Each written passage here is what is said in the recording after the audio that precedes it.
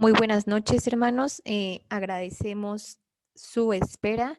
Ya tenemos aquí a nuestro expositor esta noche, así que daremos inicio a nuestro tema número 6, que lleva por nombre el Magisterio Universal de la Iglesia en materia social.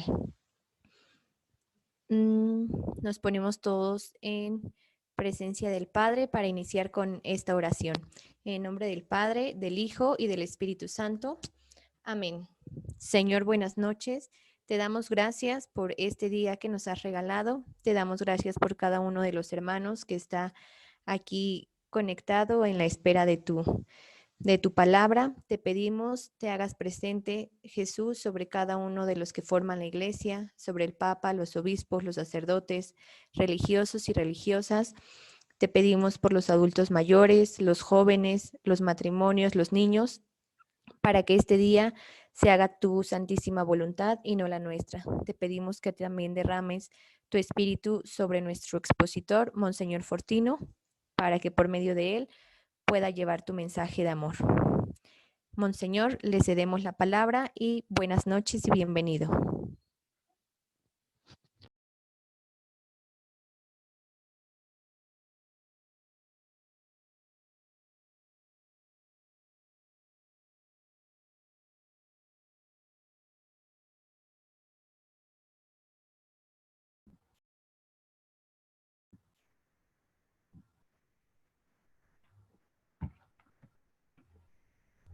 Muy buenas noches a todos.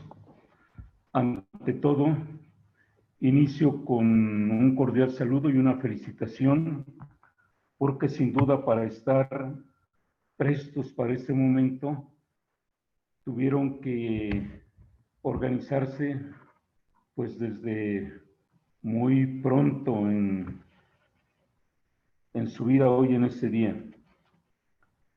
Pues que este momento transcurra para gloria de Dios, para felicidad nuestra en búsqueda de conocer más de la doctrina social de nuestra fe. Comienzo, vayan pasando por favor. Stephanie, si van pasando.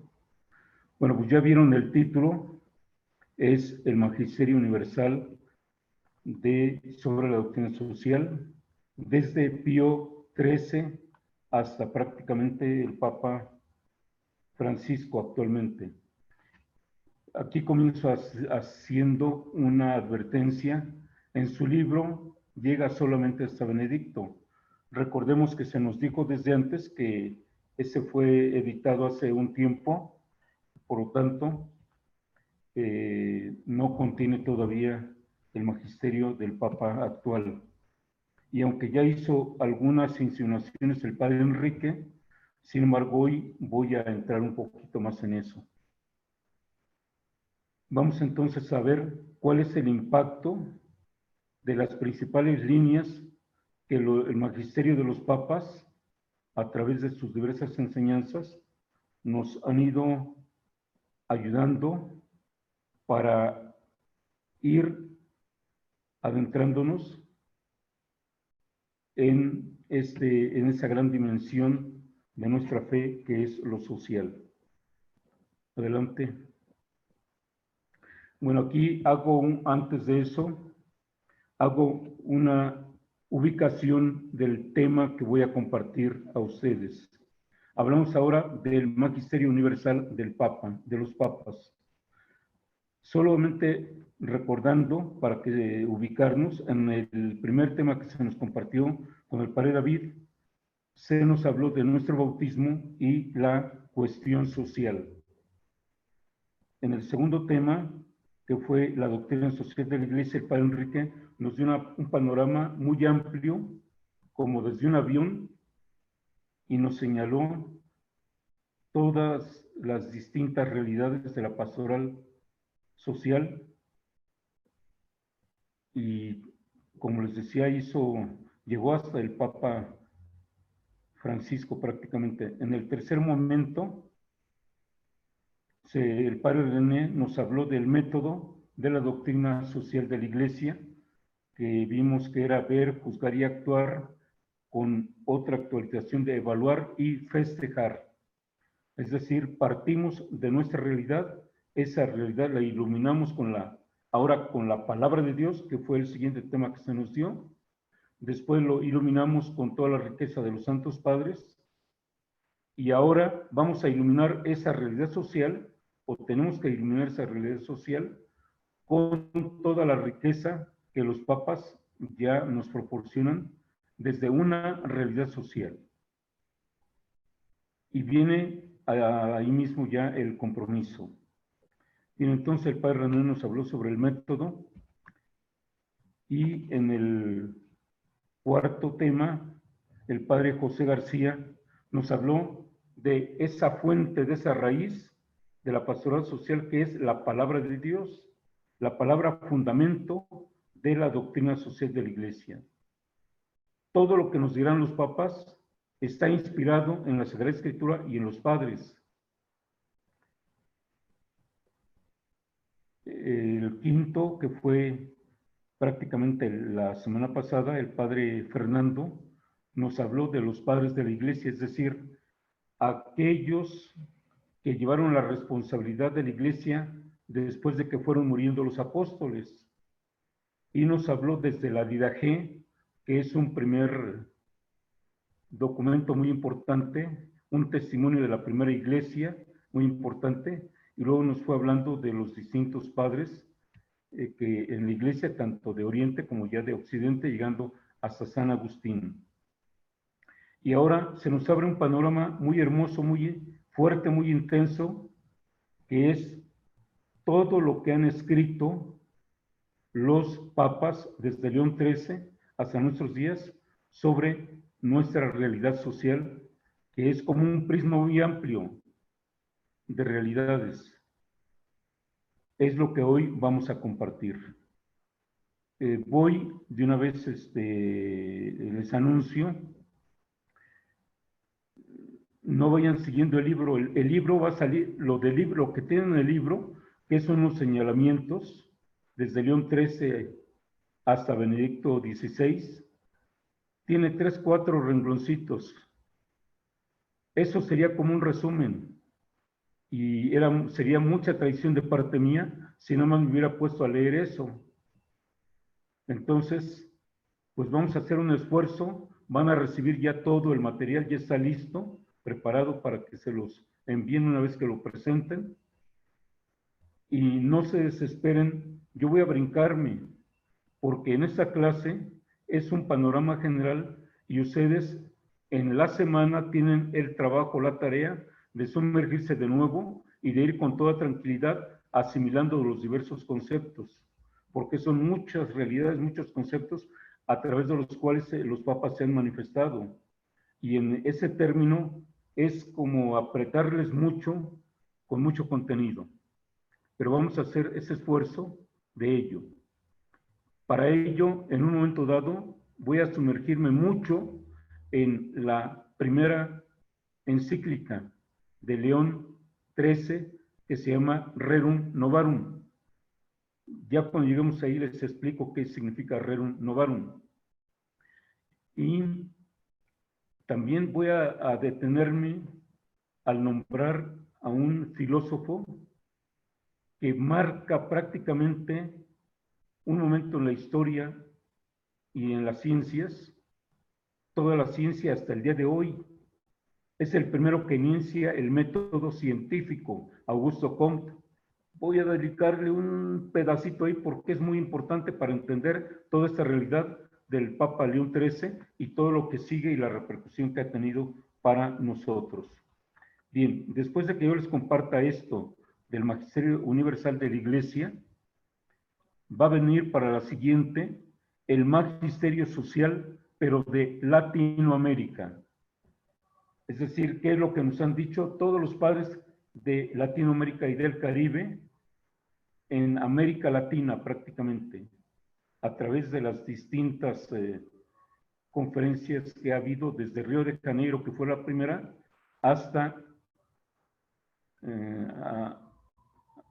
la última en Brasil, en Aparecida. Y esto nos lo va a compartir el padre Vilchis la próxima semana.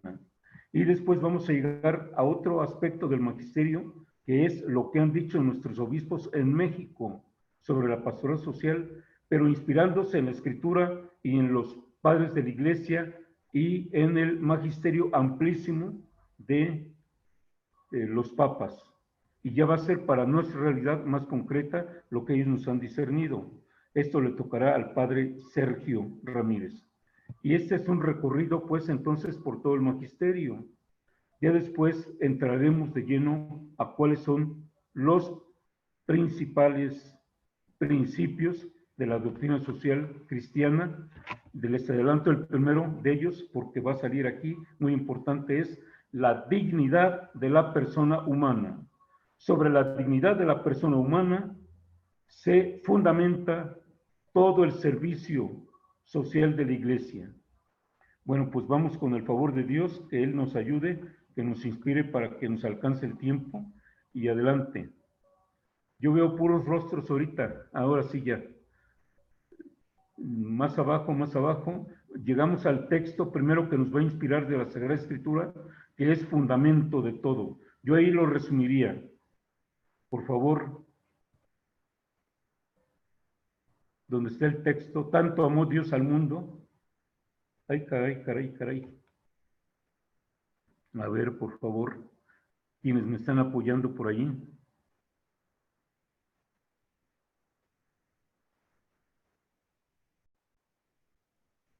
Bueno, vamos a comenzar con un texto de la Escritura de San Juan, que yo considero que ese es el texto fundamental que nos puede servir de fuente para toda la doctrina social de nuestra fe.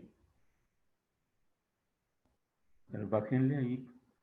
Es la tercera que está ahí. Esa, mira. A ver, por favor.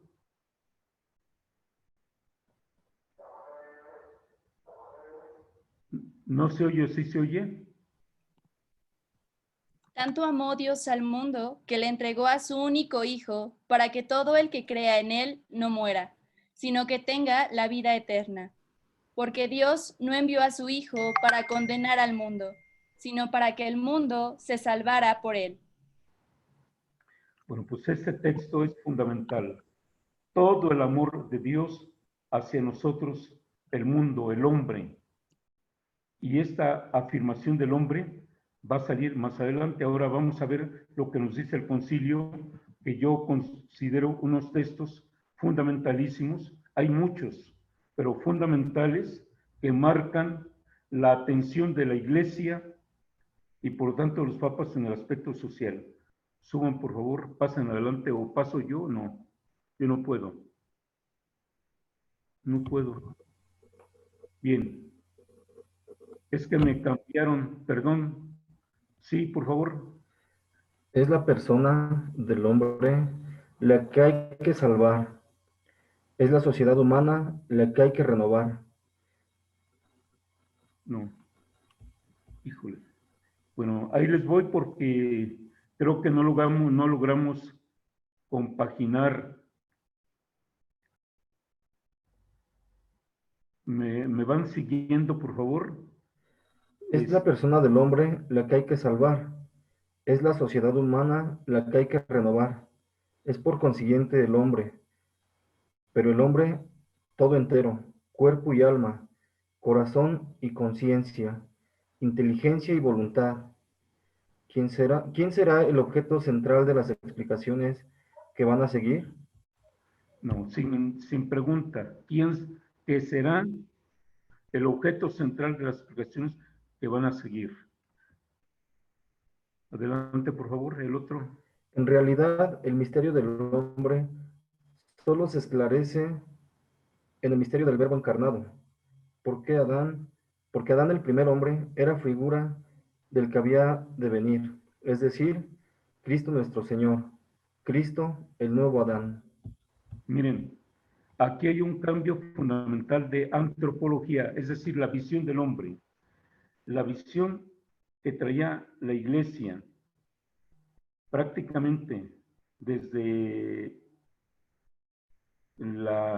después de la Edad Media, era una visión muy espiritualista, e incluso la espiritualidad se marcaba con una expresión que se decía la salvación de las almas.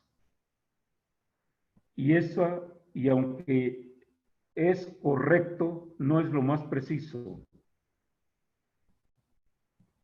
Yo tuve un ilustre maestro, ahorita voy a juntar algo que con Juan Pablo II, para que cuando llegue yo allá ya no me detenga.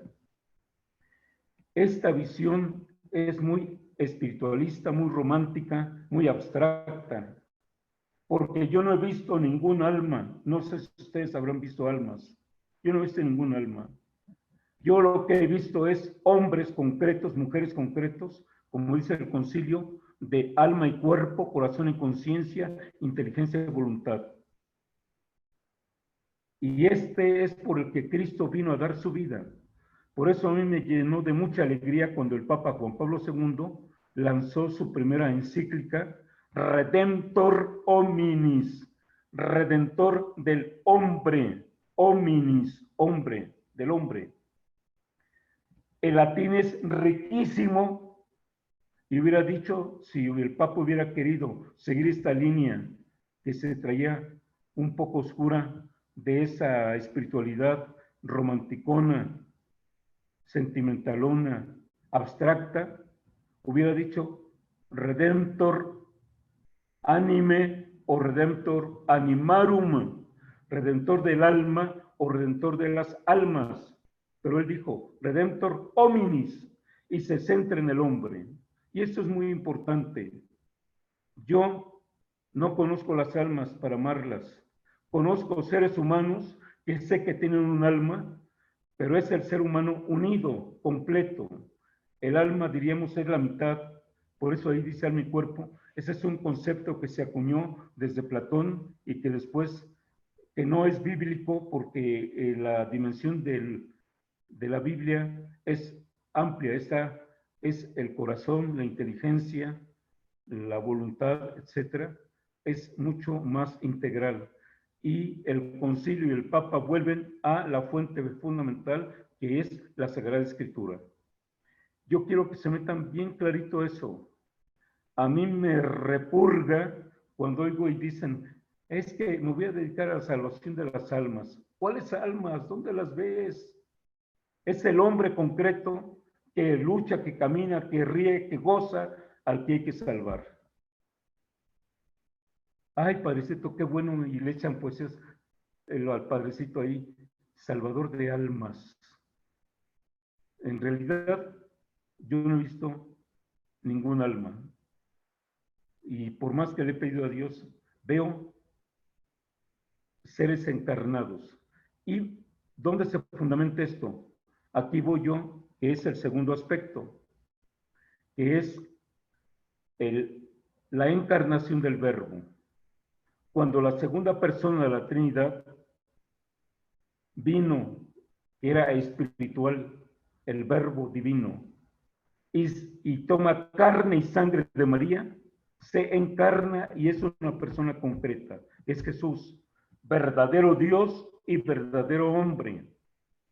El Verbo que se ha encarnado, el Verbo divino que ha tomado carne. Y María le dio carne y sangre, un cuerpo para hacerse presente en medio de nosotros, y es la persona de Jesús. Entonces, nuestra evangelización es sobre el hombre. No hay otro, aquí está muy claro lo que dice, el misterio del hombre solo se esclarece en el misterio del Verbo encarnado. Nuestro primer padre, Adán, pues fue creado en santidad y justicia, pero por la soberbia de querer creerse igual a Dios, siguió el camino, cayó en la tentación, y por eso merecemos este gran Redentor, que es el nuevo Adán, que es Cristo, nuevo Adán, pero Verbo encarnado. Yo ya no quisiera meterme en esto, pero sí quisiera que se quedara bien claro esto. No es herejía, es precisión. Y sí pueden decir la salvación de las almas. Yo una vez expuse esto en el seminario y un padre muy santo, muy digno, muy sabio, me dijo, no, es que no conoce literatura, que está ahí la anécdota, que es la parte por el todo. Sí, pero con Cristo no nos vamos a andar en la salvación con la parte con el todo. Es el todo, es el hombre concreto al que hay que salvar y que hay que renovar. Por eso en la predicación y en su compartir con los demás en su testimonio, bórranse aquí de la mente el alma. Ah, no, pues la salvación del alma, para la salvación de su alma. No, para la salvación tuya. O si quieren decir algo profundo del hombre, díganlo con la expresión hebrea lev.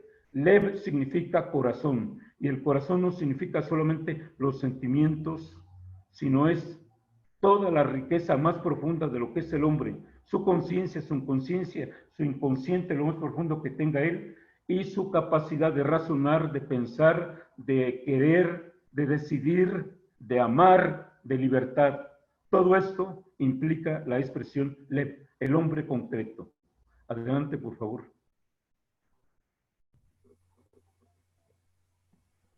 Esto es muy importante para la pastoral social, porque si no, como muchos de nuestros políticos dicen, no, ustedes tienen que dedicarse a rezos, allá curen el alma, aquí déjenos el cuerpo a ver cómo lo explotamos y cómo los ajusticiamos.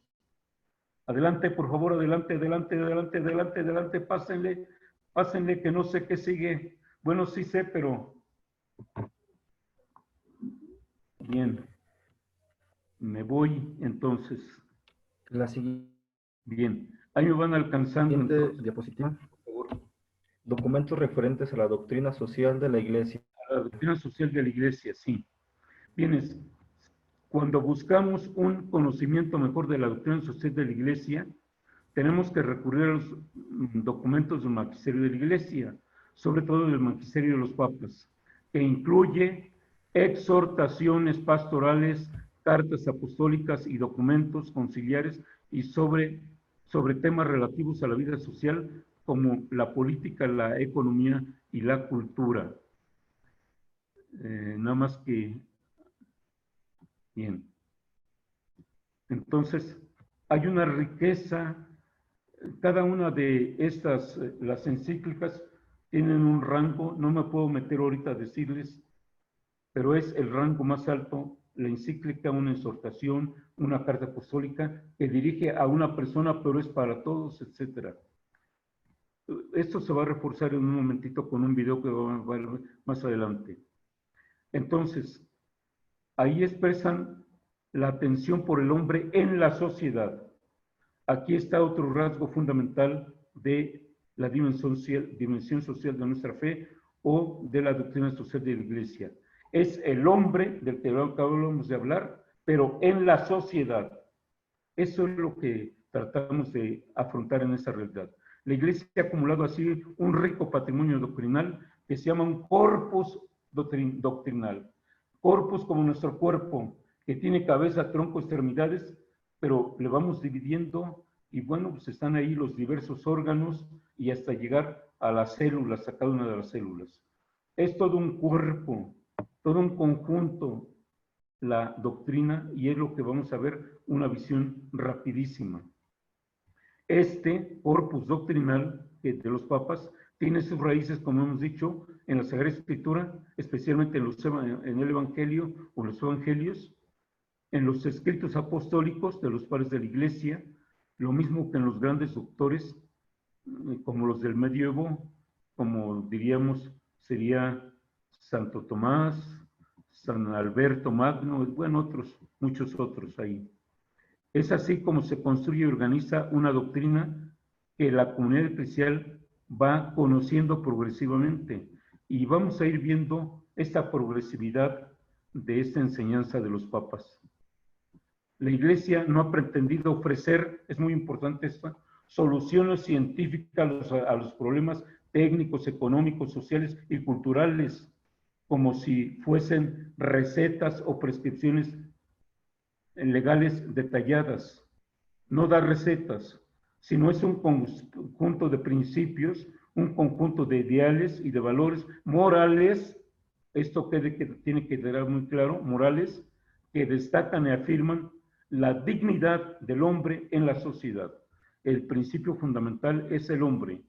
Si no tenemos la dignidad del hombre, no se puede construir doctrina social de la Iglesia ni dimensión social de la fe. La aplicación de tales principios a las concretas y diferentes realidades que van surgiendo históricamente, económicas, políticas, sociales, culturales, pueden aportar una mayor justicia y paz para todo el mundo, justicia y paz, que dé como resultado un auténtico desarrollo humano que favorezca la felicidad del hombre y una auténtica liberación de la opresión, de la pobreza, de la injusticia en favor del hombre en sus comunidades sociales. Es así como la doctrina social de la Iglesia contribuye al bien común a fin de que se realice la visión del salmista, que dice en el Salmo 6, la justicia y la paz se besan. Vivir en paz y en justicia. Ahora sí, vamos a ver este video. Pónganle mucha atención porque va muy rápido. Adelante con el video.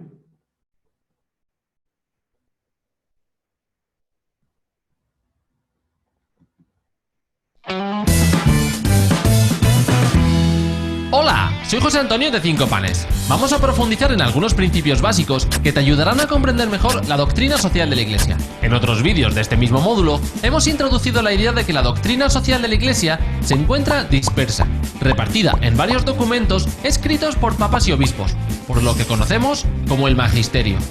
Pero, ¿cómo podemos clasificar estos documentos? 1. Documentos conciliares. En 1954 se convocó en la Iglesia Católica un concilio ecuménico conocido como Concilio Vaticano II. Un concilio ecuménico es una reunión de todos los obispos de la Iglesia para reflexionar sobre la doctrina, disciplina, errores pastorales, etc. El Concilio Vaticano II estuvo debatiendo y reflexionando acerca de la relación de la Iglesia con el mundo, entre otras muchas ideas. En ese concilio, los obispos del mundo escribieron varios documentos, aunque no todos son iguales. A algunos los llamamos constituciones dogmáticas, a otros constituciones pastorales, etc. Y a cada documento se le pone un nombre en latín, que suele coincidir con las 2 o 3 primeras palabras del texto. Algunos de ellos son Lumen Gentium, Dei Verbum, Sacrosanctum Concilium, Gaudium et Spes. Además, se publicaron otros textos llamados decretos conciliares, como por ejemplo Apostolicam Actuositatem y Ad Gentes. No te preocupes si no entiendes los nombres o te suenan raro, ya hablaremos sobre ellos en otro vídeo. 2. Documentos pontificios. El Papa, por sí mismo y como sucesor de Pedro, puede escribir diferentes tipos de documento sin la necesidad de que un concilio los trabaje. Estos los dirige al conjunto de la Iglesia Católica. Todos los bautizados tenemos el deber de leer esos textos y conocer lo que en ellos se enseña. Cuando el Papa, por voluntad propia, escribe un documento dirigido al conjunto de toda la Iglesia y a las personas de buena voluntad, lo llamamos encíclica. Si ese documento se escribe a partir de las conclusiones de un sínodo, una reunión de obispos diferente del concilio, se llama exhortación apostólica. También es posible que el Papa escriba una carta dirigida a una persona en particular, pero que tenga la intención de que se conozca en todo el mundo. En ese caso, se llaman cartas apostólicas. Por último, tendríamos los radiomensajes, que son mensajes del Papa transmitidos por radio. Pío XII los usó durante la Segunda Guerra Mundial. 3. Documentos de los obispos. En último lugar, las conferencias episcopales o los obispos de cada país pueden escribir documentos que incorporen elementos de tipo social, dirigidos a las diócesis a su cargo. Habrás visto cómo, en efecto, todas las enseñanzas sobre doctrina social se encuentran repartidas en muchos sitios diferentes. Para nosotros, los cristianos de a pie, puede resultar muy complicado encontrar el tiempo para buscar este u otro documento, leerlo y tener la capacidad de entenderlo. El Papa Juan Pablo II encomendó la tarea de agrupar todas estas enseñanzas en un único lugar. Al documento resultante se le llamó Compendio de la Doctrina Social de la Iglesia. Como decíamos en otro vídeo, es un texto incompleto, ya que tiene que estar actualizándose constantemente con las nuevas enseñanzas de la Iglesia en el ámbito de lo social. Ahora bien, Si quieres empezar a conocer lo fundamental de la posición oficial de la Iglesia en los temas sociales, te recomendamos que lo leas. Ahora, que ya conoces un poquito mejor dónde se encuentra la doctrina social de la Iglesia, vamos a exponer los principios y valores que se transmiten a lo largo de todos estos documentos que venimos nombrando una y otra vez. 1. La dignidad de la persona. Si la persona es creada a imagen y semejanza de Dios, no podemos permitir que sea sometida a situaciones que le arrebaten su dignidad, como la esclavitud, el trabajo precario, la prostitución forzosa, etc. 2. La persona es el sujeto de derechos y deberes. La doctrina social de la Iglesia no va dirigida a las plantas o al resto de animales, se dirige a las personas, y éstas tienen que conocer cuáles son sus compromisos y obligaciones para hacer realidad la libertad, la justicia, la igualdad y el pluralismo. 3. Es necesario hacer comunidad. Se tienen que fortalecer los vínculos entre las personas para una buena convivencia pacífica. 4.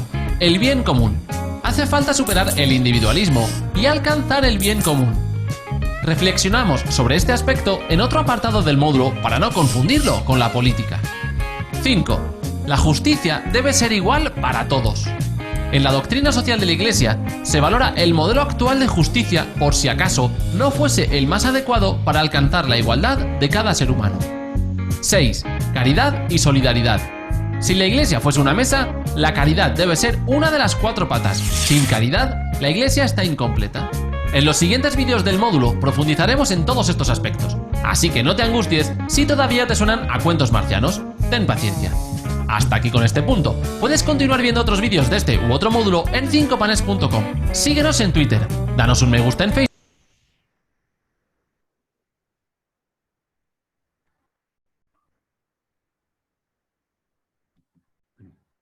Pues entonces, solamente este video tiene al inicio, el video tiene al inicio una falla. Dice que el concilio fue en 1954. No, hay que corregirlo y dice 1964. Bien. Y comenzamos entonces con esta parte de que son las encíclicas y otros documentos pontificios. Y aquí tenemos entonces una figura del Papa León XIII. León XIII es el primero que saca netamente una doctrina social de la Iglesia, es decir, la dimensión social de nuestra fe. Y le voy a dar importancia porque más adelante vamos a ver que cuando se cumplan 20 años, se va a referir a ella y va a haber un documento. 40 años, 50 años, 80 años, 100 años, y los papas van a irse refiriendo a él, por eso es fundamental. Bien, el nombre de doctrina social de la Iglesia se debe al papa siguiente, que fue Pío XI, y designa la doctrina relativa a temas de relevancia social a partir de la encíclica Rerum Novarum. Rerum, res significa cosa, situación, realidad, y nova, nove, nuevo.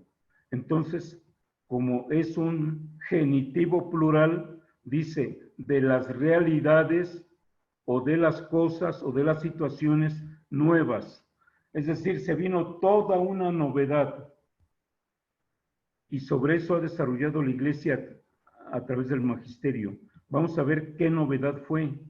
No fue una novedad muy favorable en una parte. En su doctrina, atención por el hombre en la sociedad, la Iglesia, en su continua atención por el hombre en la sociedad, la Iglesia ha acumulado, como les decía, un rico patrimonio doctrinal. En el video anterior, ustedes, si lograron captar, se dijo que Juan Pablo II, al ver toda la riqueza de documentos que había, le pidió a un equipo de especialistas en doctrinas sociales de la Iglesia que hicieran un compendio. Y ese compendio de la doctrina social de la Iglesia lo realizaron y lo dieron a conocer. Yo aquí voy a ir citando donde encuentren ustedes CDSI, nos estamos refiriendo a este compendio. Sería muy importante, si alguien quiere profundizar más, estar más empapado de la doctrina social de la Iglesia, aunque esta primera parte, la primera parte de este compendio, nada más llega hasta Juan Pablo II, y no todo su magisterio. Faltaría el segundo tomo para continuar con este compendio. Pero todo lo anterior lo tendríamos ya ahí de una manera organizada. Bien, y aquí es donde comienza el ambiente en el que surge la Rerum Novarum, de las cosas nuevas. Los eventos de naturaleza, vamos a decir, surge como un fenómeno industrial, pero donde llega y explota es en el aspecto económico. Los eventos de naturaleza económica que se produjeron en el siglo XIX tuvieran consecuencias sociales, políticas, culturales, devastadoras. Ante un cuadro semejante, la Iglesia advirtió la necesidad de intervenir de un modo nuevo. Aquí está lo de Rerum Novarum. La Iglesia va a intervenir de una manera nueva, ante una realidad nueva que está surgiendo. Res nove, cosas nuevas, realidades nuevas. Era necesario un renovado discernimiento de la situación capaz de delinear soluciones apropiadas a los problemas inusitados e inexplorados. Y aquí viene entonces, sale el 15 de mayo de 1891, y es lo que vamos a ver hasta nuestros días. Pero hay que ver ese germen, esta primera semilla de todo un árbol que ha ido creciendo, creciendo, creciendo. Como respuesta a la primera gran cuestión social, y aquí hay que subrayar eso de cuestión social, así se va a llamar, la cuestión social, la realidad social. León XIII promulga la primera encíclica, la Rerum Novarum. No voy a leer las citas, está ahí nada más para decirles que está documentado ahí, pero no voy a leer las citas. Esta encíclica se ha convertido en el documento inspirador y de referencia de la actividad cristiana en el campo social. Por eso es muy importante, porque es el inspirador. Los principios afirmados por León XIII serán retomados, profundizados, actualizados en encíclicas sociales de los distintos papas que seguirán. Diríamos que ese es el núcleo originario de los principios de la doctrina social. Lo demás es profundización, retomarlos, actualizarlos, ver sus proyecciones, etc. Por eso, les he dicho antes, vamos a escuchar que cada que se celebra algún aniversario importante, alguno de los papas hace referencia a esta Rerum Novarum. Este documento le da carta de ciudadanía a la Iglesia respecto a las realidades sociales cambiantes de la vida pública, al tiempo que instauró afirmaciones decisivas. Los graves problemas sociales podrán ser resueltos solamente mediante la colaboración de todas las fuerzas, es decir, de todos aquellos que puedan participar y que estén sumergidos en esa realidad social. Por lo tanto, es una colaboración que la Iglesia da, no es la solución. Dice, yo colaboro. No dice, si tenemos que cargar una pieza que pesa, por decir, 100 kilos, no va a decir el Papa, yo colaboro, pero déjenme a mí solita. No, la solución es, yo meto el hombro, pero todos los demás tenemos que meter el hombro para solucionarlo. Y la Iglesia nunca dejará de hacer su mejor esfuerzo, no regateará ningún esfuerzo con tal de lograr esto. Por eso constantemente hablará.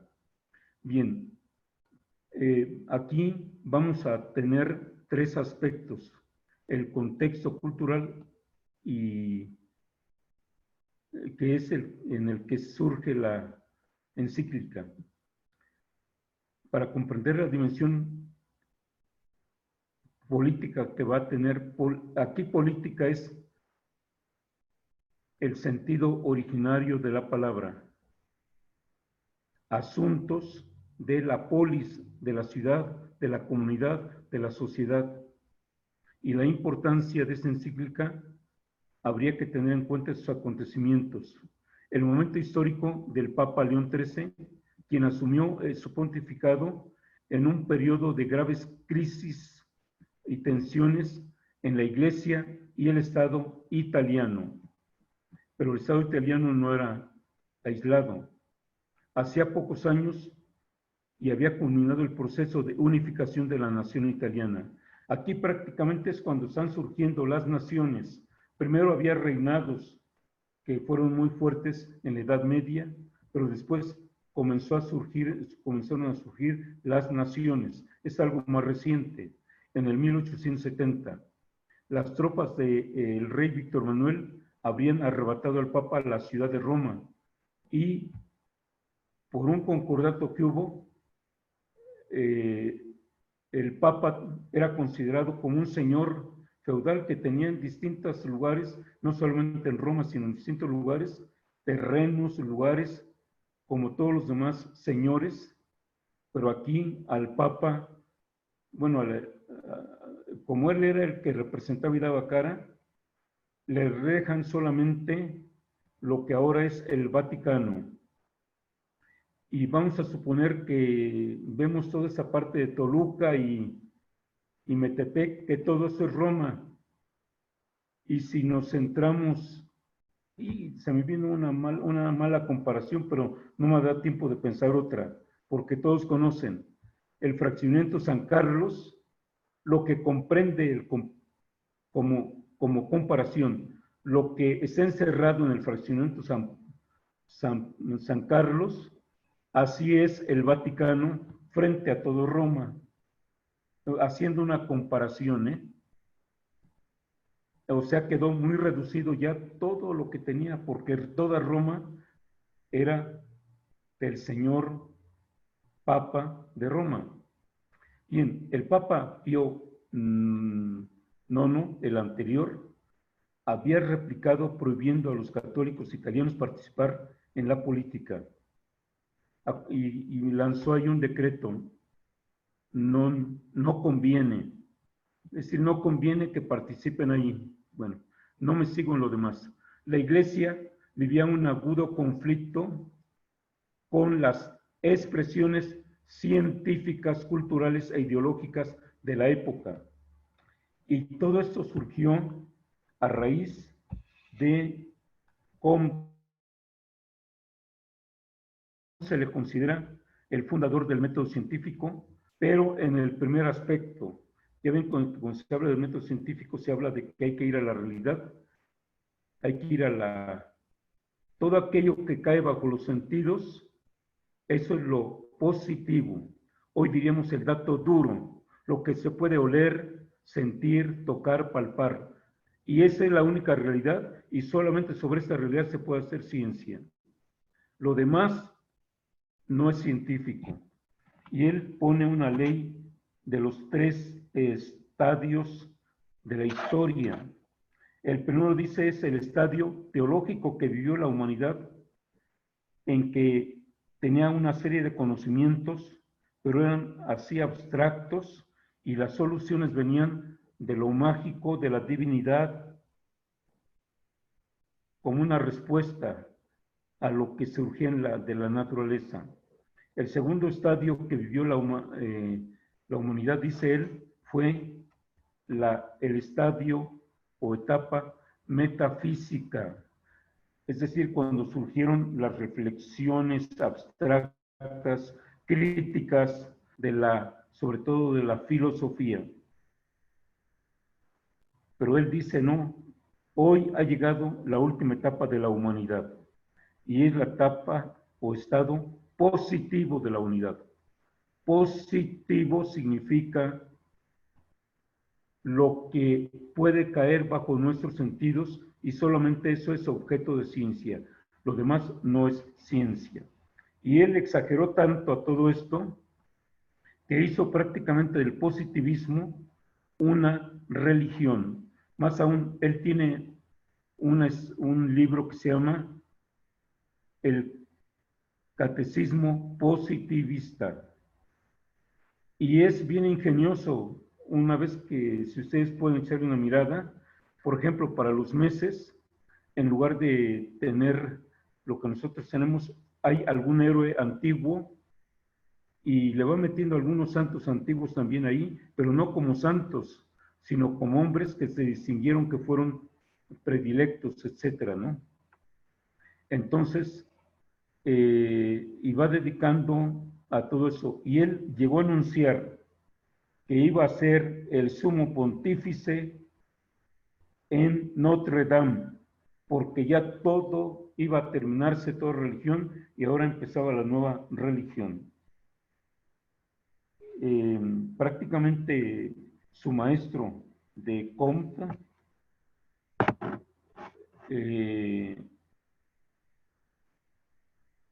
fue el que inició el aspecto del materialismo.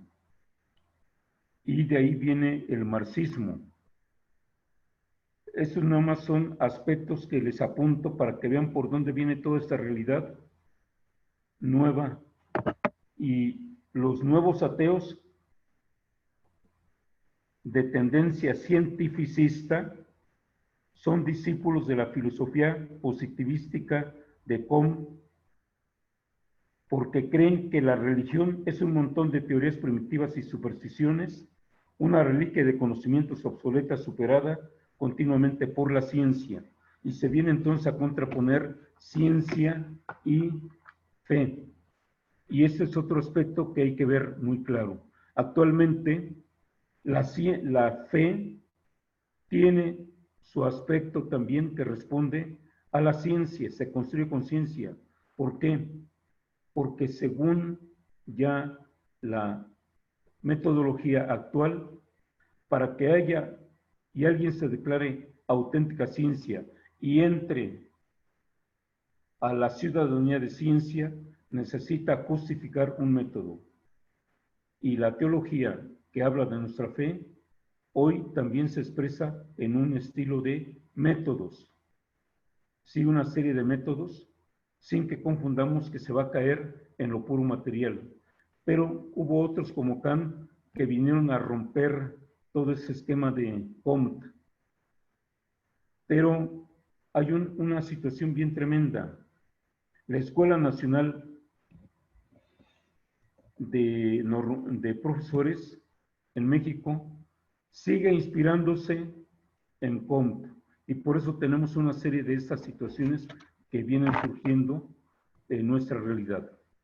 Bien, en tiempo surgió todo eso de la ciencia, y entonces muchas expresiones culturales, etcétera, y vienen una serie de errores que el Papa anterior a Pío XIII condenó en un famoso documento que se llama Syllabus, que es un listado o un elenco de ciertas doctrinas acerca del socialismo, el comunismo, el nihilismo y el liberalismo. Entonces ahí están recopilados una serie de errores que decían ellos. Aquí está en síntesis. El sílabus es un elenco que recopila los errores modernos, es decir, de la modernidad del tiempo, y son duramente criticados y ordenados a tal punto que se niega toda conveniencia y posibilidad de que el romano pontífice acepte ciertas expresiones del progreso, del liberalismo y de la civilización moderna. Y vamos a ver más adelante qué es lo que hay detrás de todo esto. Bien, aquí vamos a desembocar en que todo esto de la naturaleza económica, que tuvieron sociales devastadoras, están vinculados a la revolución social. Recordemos que antes de esto había un gran desarrollo agropecuario. La agricultura era el sostenimiento económico, el agro, el campo. Pero ahora viene el gran momento de la revolución industrial. Y ahí entonces se trastornaron las estructuras sociales, seculares. Si no nos estamos refiriendo, no hice estructuras religiosas, aunque también, pero las estructuras sociales seculares, ocasionando grandes problemas de justicia y dando lugar a la primera gran cuestión social, que es la cuestión obrera causada por el conflicto entre el capital y el trabajo. Vamos a ver adelante más desarrollado este aspecto ya en las encíclicas. Capital y trabajo. Es decir, se piensa que el trabajo del hombre es una mercancía que puede comprarle con el capital aquel que tiene capital, aquel que tiene dinero. Y entonces vemos toda una esclavitud que hubo al inicio y contra la cual el Papa León XIII grita y extiende su grito de que es una injusticia. En efecto, desde el punto de vista económico y social estamos en plena revolución industrial, proceso iniciado primero en Inglaterra alrededor de los años 1750 y que luego se extendió a los países de Europa noroccidental. En cambio, en Italia y en España llegó más tarde, ya entrando el siglo XX. La revolución industrial significó un tremendo avance científico y tecnológico y abrió a la humanidad la posibilidad cierta de un progreso económico prácticamente ilimitado. Es aquí donde viene ya la cuestión se va a estar desarrollando el aspecto del capital, porque se abre un progreso económico prácticamente ilimitado. Y hoy lo tenemos expresado en nuestros días a su máxima expresión. El sistema de producción empleado ha sido llamado capitalismo rígido y su fundamentación ideológica, filosófica, es el liberalismo. Tú eres libre de todo, y esto en parte es, aunque muy distorsionado, es lo que nos grita el presidente actualmente, ¿no? Todos son los liberales, quién sabe qué, pero usted está más que metido en el liberalismo. Bueno, esto pónganlo entre paréntesis, bórrenlo, nada más fue una salidita ahí para que no se me aburran. El trabajo humano, aquí está lo fuerte, ¿eh? El trabajo humano fue concebido como una mercancía más, cuyo valor se fijaba en el mercado de la oferta y la demanda laboral. Hombres, mujeres y niños pequeños fueron sometidos a condiciones de la vida más dura y a la más dura explotación y recibieron como tribución salarios de apenas de subsistencia, apenas para subsistir. Al decir de León XIII, solo para que sus músculos y sus nervios pudieran seguir funcionando como si fueran una máquina. Ahí se llegó a esa degradación. Ya después vendrán, e incluso León XIII propone que son justos los sindicatos para defender a todos esos trabajadores de toda esta realidad. Ante un cuadro semejante, la Iglesia advirtió la necesidad de intervenir de un modo nuevo, res nove, rerum novarum, las realidades y asuntos o cuestiones nuevas, constituidas por aquellos eventos que representaban un desafío para la enseñanza y motivaban una especial solicitud pastoral hacia ingentes masas de hombres y mujeres, porque se empezó a dejar el campo y comenzaron a irse masas de hombres y mujeres. Era necesario un renovado discernimiento de esta situación, capaz de delinear soluciones apropiadas a los problemas inusitados e inexplorados. Segunda parte, los asuntos, realidades de fondo que el Papa León XIII quiere discernir e iluminar con su encíclica son realidades con las que él quiere iluminar. Aunque formalmente las constituciones de los estados cuando se iban formando naciones, todavía mencionan a Dios en su constitución como fuente de autoridad. Sin embargo, las actitudes y las acciones políticas se comenzaron a separar de este principio, de que Dios era la fuente de la autoridad, e intentaron expulsar a Dios del ámbito público, y poco a poco se fue expulsando a Dios del ámbito público. Hago un paréntesis. En el Palacio Nacional hay un lugar donde está el acta del nacimiento de nuestra nación, de la Constitución de los Estados Unidos Mexicanos.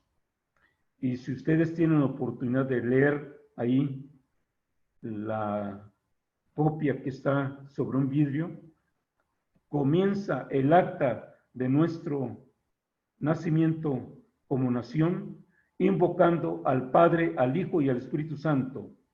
Y por eso no se extrañen de que cuando se vino la independencia, hubo sacerdotes que estuvieron ahí porque había un compromiso que ya venía desde acá, desde León XIII, frente a toda la realidad de esclavitud, de explotación, de injusticia, etc. Hoy en nuestros días, al declararse la laicidad, pues quieren votar a Dios, pero pues ahí en nuestra acta de nacimiento como nación se invoca a Dios. Y pues a ver que lo quiten. Las aptitudes, sin embargo, las aptitudes y acciones políticas se separaban de este principio que hemos dicho. A su vez, los estados europeos, incluido el italiano, ¿por qué insistimos en el italiano? Porque ahí en Italia está el Vaticano, que es lo que le quedó de residencia para el Papa, lo reducido a su mínima expresión. Habían expulsado a la Iglesia de 3 ámbitos fundamentales para su misión histórica. La Iglesia tiene una misión histórica y ahí le habían votado fuera de Dios dentro del ámbito del matrimonio, de la educación y de la solidaridad en la sociedad civil. No podía ser la Iglesia solidaria con la sociedad civil, no tenía que meterse para nada intervenir. Y entonces al cristiano, como hasta hoy, se queda crucificado. Por un lado le jala el gobierno, porque es una realidad, y por otro lado le jala su fe. Pero es hombre que tiene puestas sus pies en las dos realidades. Es hombre civil y es hombre que tiene una dimensión religiosa, que no se puede cortar ni una ni otra, sino que hay que buscar la armonización.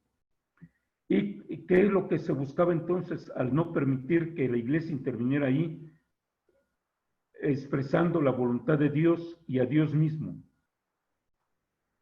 Pretendieron implantar, y se ha logrado, la legislación liberal, ahí viene lo libre, legislación liberal, sobre el matrimonio civil y el divorcio. Es decir, antes no había matrimonio por lo civil, era solamente un matrimonio. Dentro de todo el ámbito europeo, diríamos, católico y cristiano. Y cristiano hablando de las iglesias separadas. Pero se vino a imponer el matrimonio civil, que es un contrato, no es un sacramento. ¿En qué además intervino? En la estatización de la enseñanza, es decir, la enseñanza la tiene que dar el Estado. El Estado es el único que puede enseñar.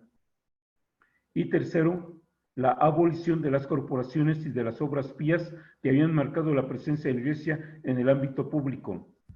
Desde la Edad Media, la Iglesia se distinguió mucho por un servicio social a la comunidad.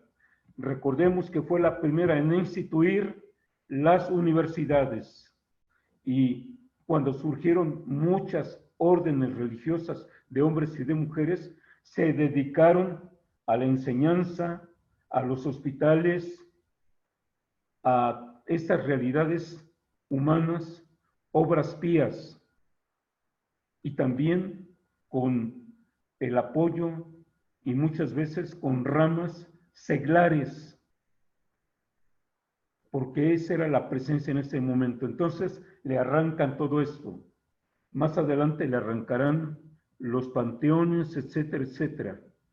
Y en muchos estados europeos, bueno, esto que sucede en Europa, pues se calcó y se vino a nuestra América. Muchos estados europeos habían emprendido ya iniciativas más directamente agresivas contra la religión católica, aboliendo las órdenes religiosas contemplativas, apropiándose de sus bienes y reclamando para sí la aprobación del nombramiento de los obispos. Hoy todavía en algunos regímenes comunistas hay un acuerdo que para el nombramiento de los obispos ya son pocas las naciones donde tiene que intervenir el Estado. Y bueno, ya no se diga lo que sucedió en Inglaterra, que ahí la reina es la que nombra en la iglesia anglicana a los obispos. Ella los nombra. No los consagra porque ella no puede consagrar, pero sí los nombra. Y ya los obispos que traen la línea apostólica son los que la consagran. Fíjense desde dónde viene una serie raíz de los problemas que tenemos hoy y que vamos a ir viendo con más conciencia por ahí. Ya llevo 1 hora y 11 minutos, qué pena. Bien, el Papa León XIII no escribió y proclamó esta encíclica para ir al encuentro de las novedades modernas, sino para discernirlas y reorientarlas a fin de que fueran favorables al bien común y al orden según Dios. Bien, la doctrina social de la Iglesia debía servir a este fin, y a este fin sirve. Si se excluye a Dios del ámbito público y de las conciencias, entonces es imposible encontrar una justificación para la existencia misma de la doctrina social de la Iglesia. Y cae de lleno el primer principio de la doctrina social de la Iglesia, que es la dignidad de la persona humana. Si el hombre no es imagen viviente, visible de Dios, si a Dios lo borramos, que es el original, la copia, que es el hombre, la imagen, lo borramos de su dignidad. Y por eso hoy estamos viendo estas realidades. Ya no se mira al hombre con ojos de fe, con ojos de Dios, con ojos de amor. Es un montón de elementos estructurales ahí y de cabeza, tronco y extremidades envueltos en ropa, y hay que matarlo. Bien, en efecto, las novedades políticas posteriores a la Revolución Francesa produjeron novedades sociales y económicas que se extendieron a expulsar a Dios de las esferas públicas. Esto ya lo hemos dicho varias veces, aquí nada más lo repetimos. Y la doctrina social de la Iglesia debía expresar un proyecto contrario a eso, es decir, dirigirse a recolocar a Dios en su lugar primigenio propio. Bueno, León XIII, además de ser papa y un conocedor de las Escrituras y de los padres, fue un gran filósofo de la política. Su idea, que no es sino una idea católica, era que la razón sin la fe se transforma siempre en positivismo, es decir, solamente los hechos que podemos ver, palpar, tocar, lo puesto ahí, el fenómeno, es decir, lo que aparece, no el número que es la esencia interior, es decir, en un plátano, lo fenomenológico es la cáscara y lo numenológico, lo esencial, lo que tiene fuerza, por decir así, es la pulpa del plátano por dentro. El positivismo es quedarnos solamente en las cosas de la esfera exterior, lo que aparece. la razón pierda entonces consistencia en cuanto a razón y se convierta en una antirrazón, además de una antife. Esto es el positivismo, es antirrazón, y ya el mismo Kant destruyó esa situación, y nosotros con elementos simplemente exteriores y de experiencia, nosotros tenemos otras capacidades. Uno es el método para las ciencias, otro es el método, y cada ciencia tiene su propio método, otro es el método de la fe, otro es el método de la filosofía, y con una adquisición de ciudadanía de ciencias. Bien, la razón sin la fe se convierte en una nueva religión antirreligiosa. León XIII veía que el ataque a la fe católica era muy radical. El positivismo se había convertido en razón de Estado, porque dijimos que prácticamente era una nueva religión civil del Estado. Eso fue lo que proclamó el mismo Comte, cuyo sumo sacerdote ya para entonces en Italia era Roberto Ardigò, filósofo positivista italiano del 1828 a 1920. Entonces, está muy fresco esta realidad, ¿eh? Claro, la mayor parte de ustedes todavía son jovencísimos, pero quien haya nacido por ahí en el año 20, pero más vamos a ver otras realidades por ahí. Bien, y entonces el Papa empieza a sacar una serie de encíclicas que se va preparando, y una fue Eterni Patris, del Padre Eterno. Me voy a brincar todo esto,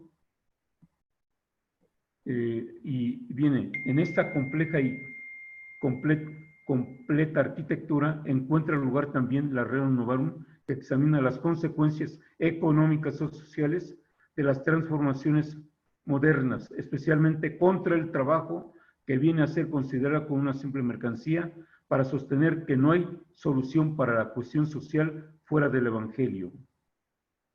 Es ya la afirmación del Papa. ¿Por qué? Porque el Evangelio va: amarás a tu prójimo, no explotarás ni harás de tu prójimo un esclavo, no lo explotarás,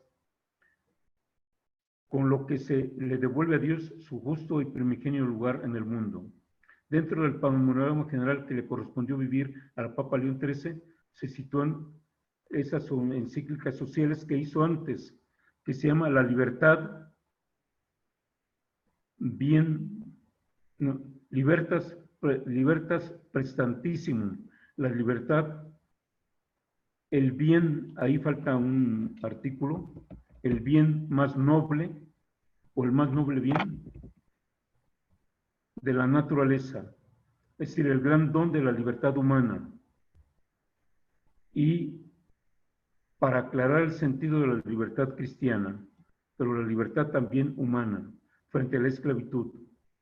Otra de su encíclica que preparó a esto de la Rerum Novarum se llama Arcanum Divine, el divino arcano designio de la sabiduría divina de Jesucristo. Miren, en varios títulos van a encontrar negrito y sin negrear. Lo negro es la traducción literal del documento, y es que el latín tiene una construcción muy especial. El latín, muy elegante, pone al fin el verbo, y entonces por eso tiene una construcción especial el latín en su estructura, y por eso a veces no se puede traducir. Aquí sería el arcano de divino, y no se ve bien. Es el arcano divino de la sabiduría divina de Jesucristo. Bien, esa encíclica habla sobre el matrimonio cristiano, por esos tres aspectos que señalamos. Y luego, Diuturnum Illud, lo prolongado y terrible de la guerra declarada, sobre el origen del poder de la autoridad política. cuya fuente es la autoridad, la divina autoridad. Es decir, antes en tiempo de los reyes no había mayor problema porque eran coronados los reyes por un obispo, por el papa. Pero recordemos que hubo uno que le arrebató la corona al papa y se la puso él mismo. Y ahí empezó a cambiar toda esa situación. Y entonces, esa expresión de Jesús ante Pilato, tú no tendrías autoridad si no se te hubiese dado de lo alto. Es un principio permanente. Bien. Me paso ahora, bueno, para terminar, hay otra encíclica del Papa que se llama Immortale Dei, acerca de la Constitución Cristiana de los Estados y el derecho de la Iglesia a una prevalencia legislativa en el ámbito del matrimonio y de la educación. Es decir, el Papa defendía esas tres realidades fundamentales: la presencia de Dios en toda realidad, el derecho a la educación y el que ella es un interlocutor de la sociedad, porque ella también es sociedad y tiene su palabra. Prácticamente esos son de fundamento ese aspecto, pero sobre todo la cuestión social. Bien, la encíclica Rerum Novarum sobre la cuestión social es la primera, pues, encíclica católica que dijimos. Ahí termina. Después viene Benedicto XVI, que él tiene una encíclica que se llama Lo que hace tiempo.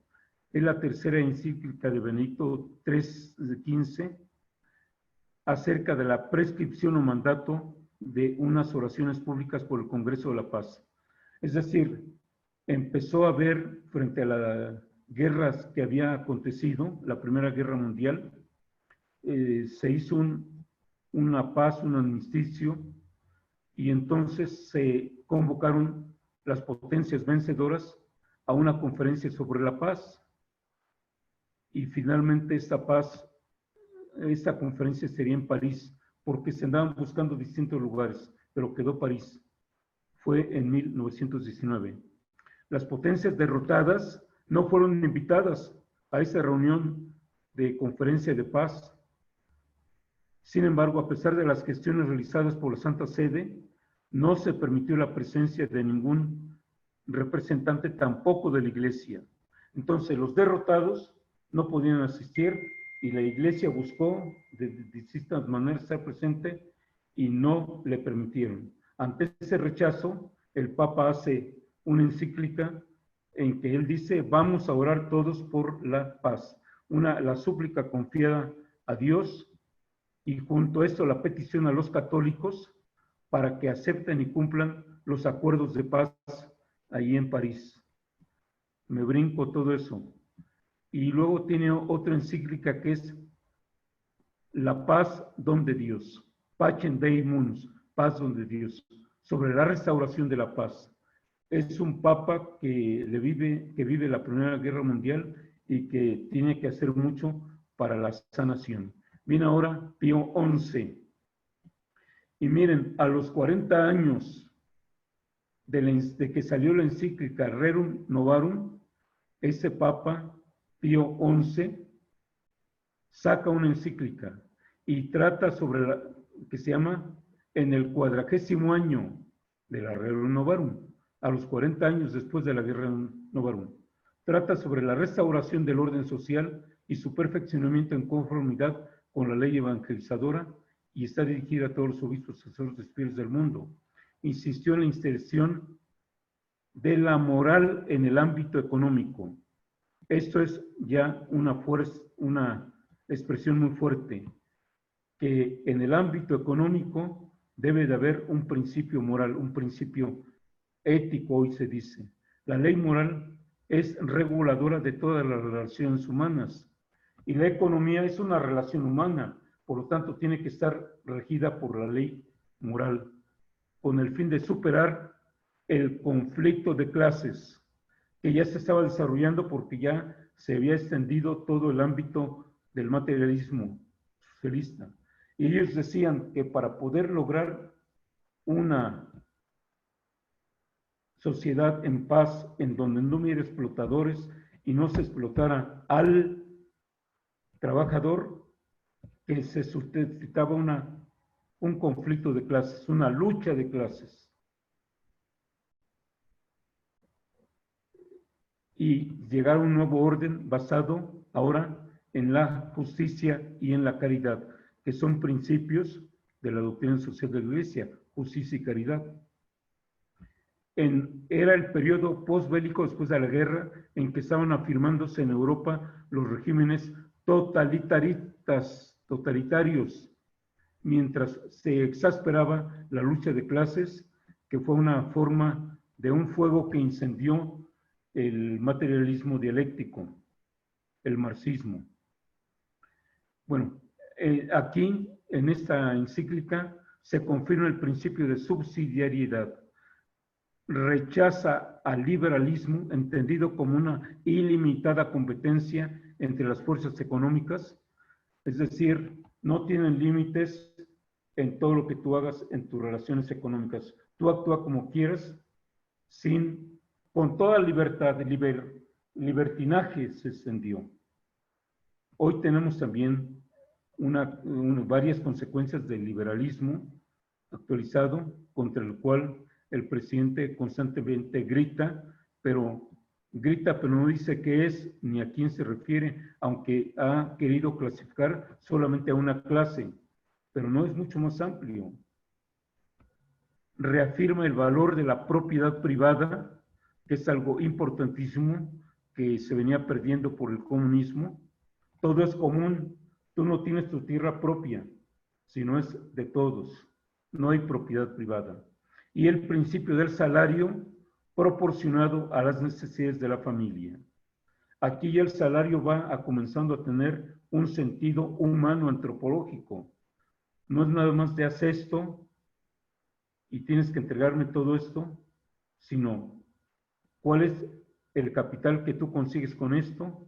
Bueno, ya a nuestros días viene ya la participación y todo eso, pero bueno, eso viene después.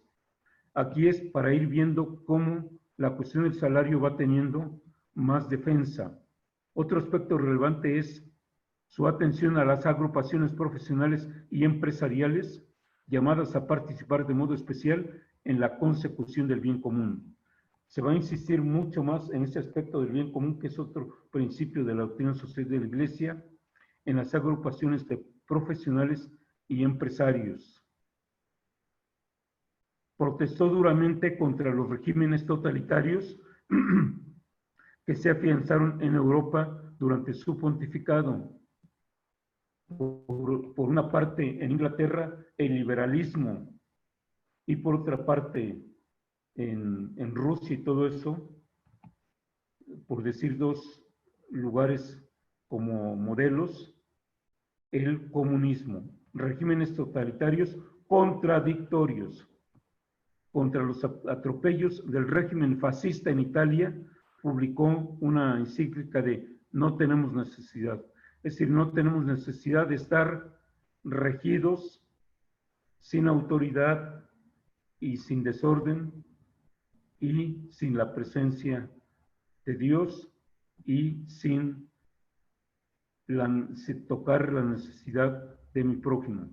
Sobre la situación de la Iglesia en el Tercer Reich alemán, escribió esta encíclica que es muy importante, Mir Bredender Sorge, con ardiente inquietud.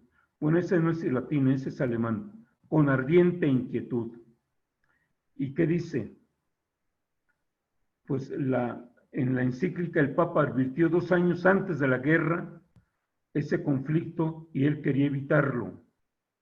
Y de una vez les adelanto y les digo que en ese entonces el secretario del Papa Pío XI, del que estamos hablando, se llamaba Eugenio Pacelli, que después fue Pío XII. Y él fue el que, porque Pío XII estuvo de nuncio en Alemania y sabía muy bien el alemán. Él fue el que le pidió al Papa que escribiera. Entonces va el pensamiento de Eugenio Pacelli, Pío XII, más adelante. Todo lo que tome la raza, todo el que tome la raza o el pueblo o el Estado o una determinada forma del Estado o los representantes del poder estatal u otros elementos fundamentales de la sobrenatural, de la sociedad humana, y los divinice. Eso fue lo que hizo Hitler, divinizar el Estado. Y los divinice, sea una raza, sea un pueblo, sea un Estado, una determinada forma de Estado, o representantes del poder estatal, y los divinice con culto idolátrico, pervierte y falsifica el orden creado, impuesto por Dios. Y esos son lo que son los regímenes totalitarios, divinizar. Hoy hacia allá se tiende mucho en la divinización de nuestro primer presidente. Él se está imponiendo como Dios, el único, que no es el único, ahí tenemos otros. Ahí estuvo ya en Ruiz en Cuba, etcétera, etcétera. Contra el comunismo ateo, es decir, no solamente ataca el liberalismo, sino el comunismo y el comunismo ateo, porque como se basa solamente en la pura materia y lo demás no existe, publicó su encíclica Divini Redemptoris, del Divino Redentor, Este no es Redentor Hominis, sino del Divino Redentor. Bien, y en ella condena el marxismo y el comunismo, y criticó también fuertemente el antisemitismo, llegando a decir, somos espiritualmente semitas, y al mismo comunismo, definiéndolo como intrínsecamente malo. Y ahora entra un aspecto que yo quise meter porque toca directamente a nuestro México, Pío XI y México.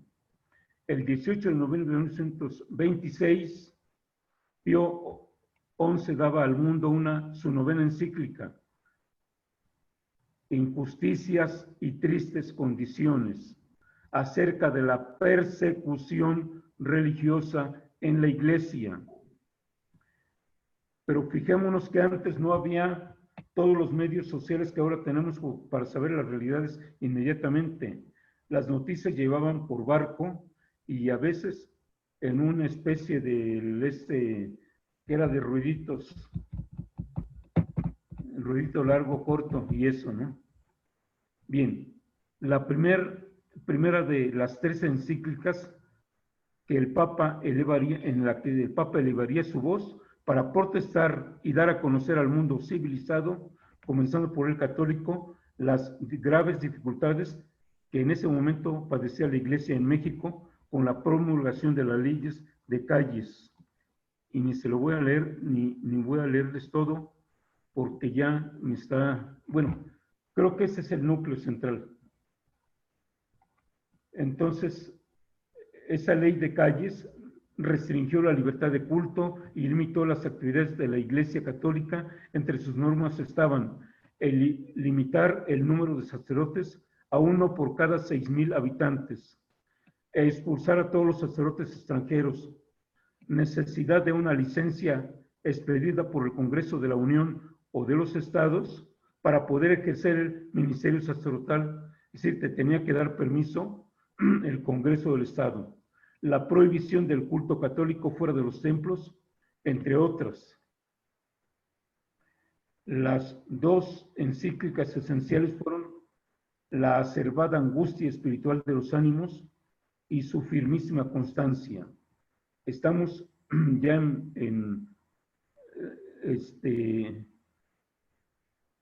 ya aquí después de la misma persecución, pero es que se hicieron unos acuerdos, el Papa intervino, pero no cumplió el gobierno entonces, se burló y siguió entonces, y por eso el Papa tuvo que decir con firmísima constancia, es decir, vuelve a reclamar el derecho que tiene la Iglesia. Monseñor, Monseñor, perdón la interrupción, son 8:35, ¿le parece bien? 10 minutitos para cerrar. Sí, cómo no. Sí, muchas gracias, monseñor. Bien. Conclusión, el Papa Pío XI vivió una época de grandes cambios sociales marcadas, etcétera, etcétera. Bien. El Papa Pío XII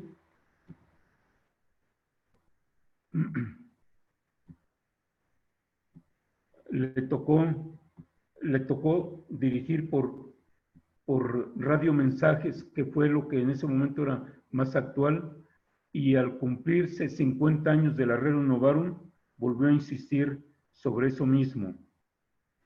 Y también hay un aspecto sobre la cuestión ahí de del holocausto judío. Bien. El Papa Juan XXIII tiene la Mater Magistra, la Pacem in Terris. Esta encíclica no va dirigida solamente a los católicos, sino a todos los hombres de buena voluntad. Y de ahí en adelante, muchos de los papas dirigen también sus encíclicas sociales a los hombres de buena voluntad. Después llegó el Concilio Vaticano II, que prácticamente a través de Gozo y Esperanza se fijó en el hombre al que hay que salvar. Y el Papa Juan Pablo Pablo VI, cuando él habló del progreso de los pueblos para intervenir, y a los 80 años de la Rerum Novarum tiene la 80ª Adveniens, al llegar al año 80. Bien, el Papa Juan Pablo II, ahí tienen Redemptor Hominis, de la cual ya les hablé un poco, y además sobre el trabajo, la labor del trabajo, donde defiende que no es una mercancía, sino que tiene una relación directa con el sujeto, con la persona, porque es una expresión de la persona humana. Y después, otra encíclica, cuando se cumplieron 100 años de la Rerum Novarum, comienza a hablar de las guerras, la pobreza creciente, los bloques que se van formando de las naciones, el desarrollo humano, y Juan Benedicto XVI da un principio fundamental: con Dios es amor, para poner a Dios en el centro de toda la vida personal, social, etc. Y pues ya habló el padre Enrique de la Evangelio Gaudium, de la idea del Evangelio, que tiene una dimensión social. Más aún dice, la dimensión social de la fe es una clave para entender la evangelización. Es decir, una expresión fuerte de él es: por la dimensión social de la fe, tenemos la garantía de una auténtica evangelización. Es decir, reconocemos que hay auténtica evangelización si se está tocando la dimensión social de la fe. Y la de Laudato Si o Mi Señore, que habla de toda la riqueza que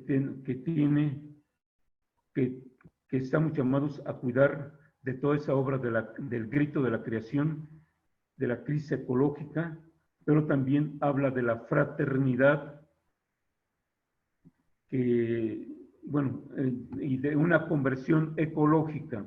Y la Fratelli Tutti, esa habla de la fraternidad y la amistad social, los valores que favorecen hoy y que pueden ayudarnos a hacer una sociedad más fraterna entre todos. Y él dice: entrego esta encíclica social como un humilde aporte a la reflexión, para que frente a las diversas y actuales formas de eliminar o ignorar a otros, seamos capaces de relacionar con un nuevo sueño de fraternidad y amistad social que no quede en puras palabras. Bien, en todo esto lo que vemos es, al final, la presencia del Espíritu de Dios presente en nuestra iglesia a través de los guías y el pastoreo de los distintos papas. Pues ahí tienen para que puedan leer ahí en sus casas con más tranquilidad todo esto, que es una riqueza pues muy grande. Bien. Ya se me pasan lo final, por favor.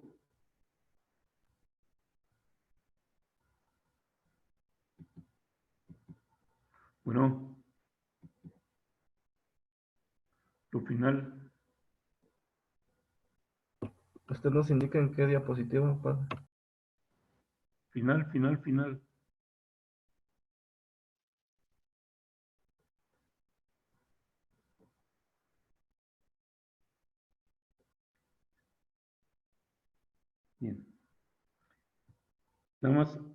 Bien. Nada más quiero preguntar si todavía hay tiempo para la reunión, que no habría, es decir, al final un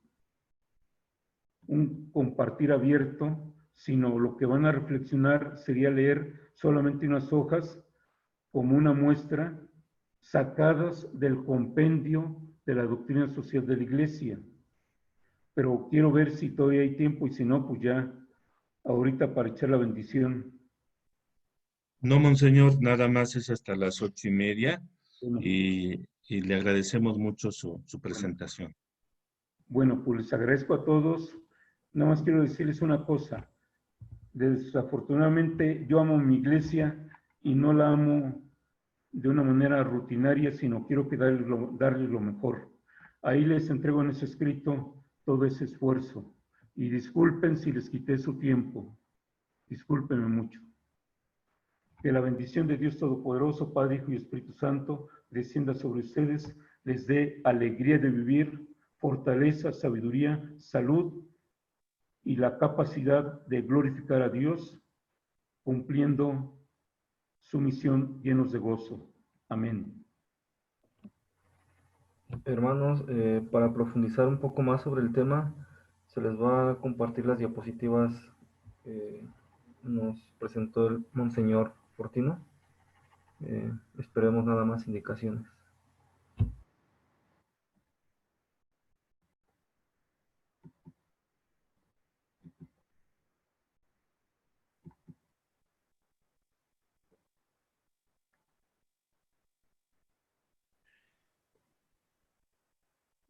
Bueno, pues muchas gracias. Gracias, monseñor, por este tema. Ya nos hacen llegar mensajes de su esfuerzo y el agradecimiento por este tema que nos ha compartido. Gracias, hermanos, que nos acompañaron esta noche. Ya con la información que nos van a compartir, bueno, esperemos que todo quede más completo y sigamos nutriéndonos en esta formación. Dios nos bendiga, Dios los bendiga. Padre, monseñor, muchísimas gracias. Padres que nos acompañan, también muchísimas gracias por estar aquí con nosotros y nos estamos viendo en la próxima sesión el viernes que sigue. Dios los bendiga, hermanos. Excelente noche.